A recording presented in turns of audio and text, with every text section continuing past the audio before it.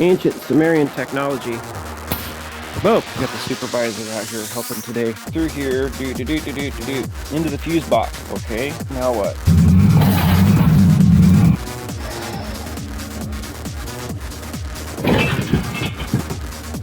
Perfect. And we're committed.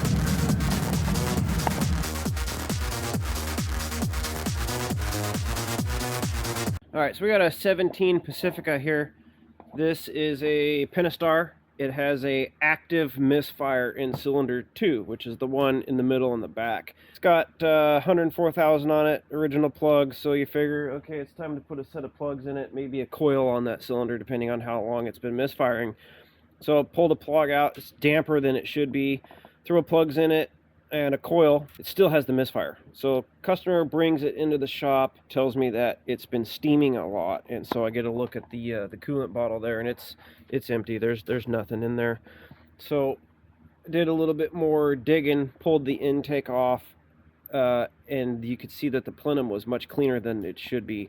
Also the plug, pulled the plug out, stuck a borescope down there, and I could see what looked like coolant in there. So I'm going to pull this apart again because I'm putting a head on it, and I'll show you what I found. Wow, moisture buildup inside the PCV valve is pretty typical in most applications. It's not really a 100% guarantee telltale sign of a head gasket leak, but we can see inside here that there's quite a bit of goo in there. So during the original diagnostic process, you could actually look down in here and see coolant, but you can't really see it now because I've had this thing running and trying to get it apart. But yeah, you could actually see the coolant, that sludgy stuff was building up on those valves. It was pretty interesting actually to see that. So this particular repair decided to just replace this whole head because of there's some reports that these heads are machined improperly, or some are saying that the blocks are warped, or I'm not really sure what the problem is, but customer opted to replace the head, so that's what we're going to do. So as we get deeper and deeper here, you see we have more evidence. This is too much, way too much. Cams still look good. I don't see any damage there. I haven't tested the rockers yet. Now these wheels here are magnetic, and it rides against the sensors. Each side has its own sensor that picks up the cam position. That's how it knows if the cam crank correlation is out, and how it gives that that code is by reading the cam and then comparing it to the other side, and then comparing that to the crank position. It can also watch the crank position, and it knows if the thing is out because it can watch the waveform and know if the piston is accelerating when it shouldn't be, or vice versa.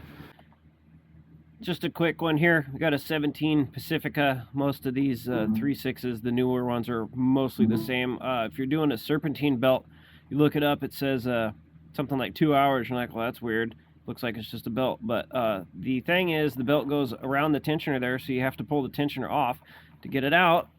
And also, the belt runs around those coolant hoses. So you have to drain the coolant out of the thing to get the belt off. That is absolutely genius.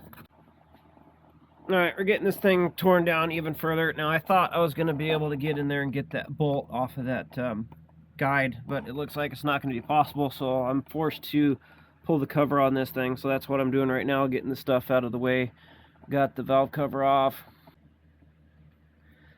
Got the timing cover pulled off, which actually wasn't that bad. You don't have to pull off the alternator or compressor or anything like that. It's just kind of a tight spot. Some of the bolts go through the motor mount, some of them go through the water pump. The water pump and the outlet. I just got new gaskets for all this stuff anyway. So yeah, just lay the bolts out in the order they go. Which one of these is which? I don't know, you tell me. We'll find out together, I think. So I put the cam holder tool in there. These ones are different than the old style, but that's the old style holder tool. I basically just took it to the grinder and ground it down so I could fit it in there. Got the tensioner pressed in, got a pin in there. I don't know if you can see that, doesn't really matter. But I'm going to pull these oil control valves out of here and get these cams and stuff out. So we got it pulled apart, got to get her cleaned up, but what I want to show is, see the difference between those cylinders there, how that one's clean and that one's not. That's what they call steam clean. So you can see that the gasket had failed in this area here, so we got to get that cleaned up. You can also see now with these type of gaskets, this is a printed seal material, so just because it's missing doesn't necessarily mean that it was leaking there, because it's just kind of stuck there. But you can kind of see how it's been steam cleaned there. So there's definitely some coolant coming through this area, probably through here or something. Some sort of voodoo magic was going on there.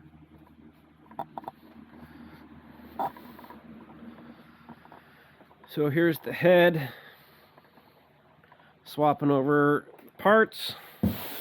We got, what do we got? We got some stuff going on here.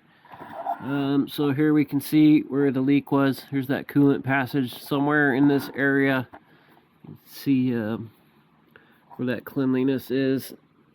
Somewhere in here is where it failed on this side, on the inside. So there it is. We got to swap over. There's some sort of pressure doohickey thing here.